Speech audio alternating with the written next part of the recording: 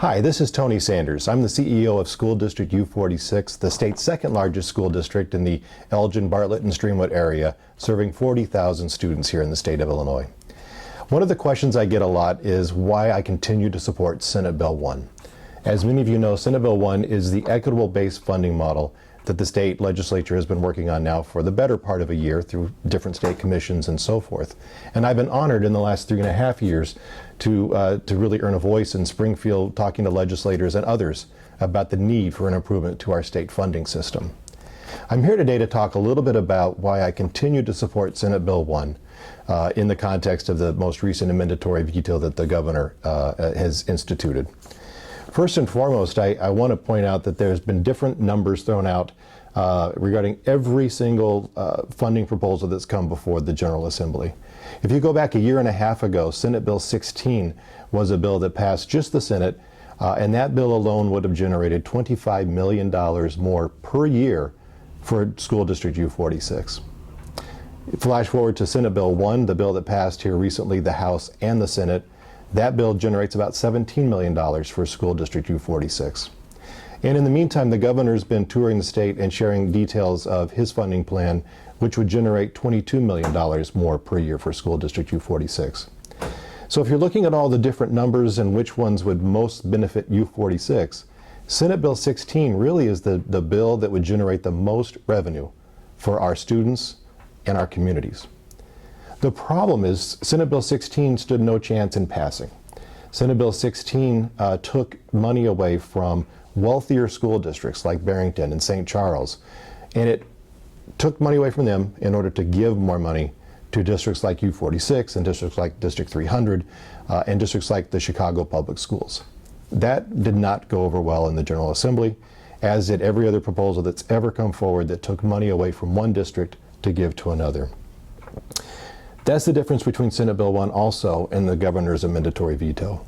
I understand that Chicago Public Schools can be an easy target, and that the rationale behind the block grants years ago may not exist anymore today. The bottom line is that Chicago Public Schools has that resource coming to them, and if we're going to have a public policy that says that no district should lose money in the first few years of a funding formula, then I think we need to hold that true for every school district, not just U46, not just Centralia, but every school district. Let's discuss Senate Bill 1 in comparison to the governor's amendatory veto.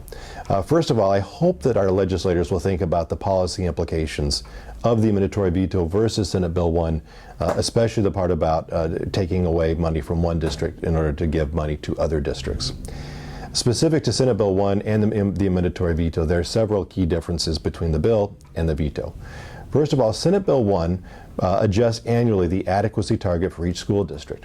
The adequacy target is the amount of money a district needs in order to operate and actually serve the kids within that school district, and it's going to be different for every school district.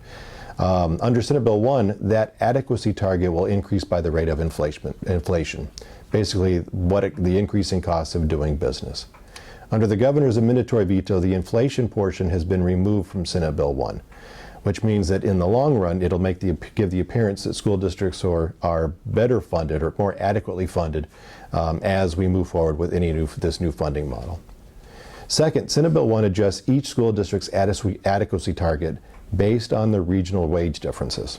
The cost of living, as we all know, is different from area to area. In the suburbs, it can be a little bit higher. Downstate, the cost of living could be a little bit lower. In Senate Bill 1, that is recognized, and so districts in the Chicago and suburban areas get a little bit more because of the increased cost of doing business, while downstate might not get nearly as much. In the amendatory veto, the governor has removed that provision from the bill, meaning that every district is going to be treated the same. The third one, Senate Bill 1 contains what is called a local capacity target. This is the amount of money that a local community should ideally contribute to its public schools based on the value of property within the district. The amendatory veto changes the calculation by requiring districts to recognize wealth that they do not have access to. For example, tax increment financing districts. Tax increment financing districts, the dollars generated through those districts go back to the municipality, and the increase in the value of that property is not recognized by the school district for many, many years. The change is complicated, but to give you just a breakdown, right now within School District U46, there's about a little over $30 million in property that we do not have access to the wealth of that property in the form of property taxes. Those property taxes do not come back to the local school district.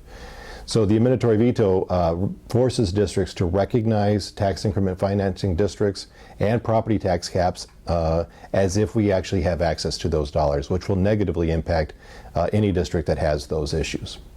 Again, I want our legislative leaders and our governor to come together to discuss these important policy issues. We're close to having dramatic improvements in the way that we fund public education in the state of Illinois. We're working to make it more equitable, and I think we can get there if our leaders and our governor would just meet and have some really significant conversations about these policy issues. And to my superintendent colleagues and the districts you represent, let's stop comparing dollar increases based on the funding model of the day. Let's organize behind good policy, behind stability in funding for all school districts, and behind equity and access for all kids. Thank you.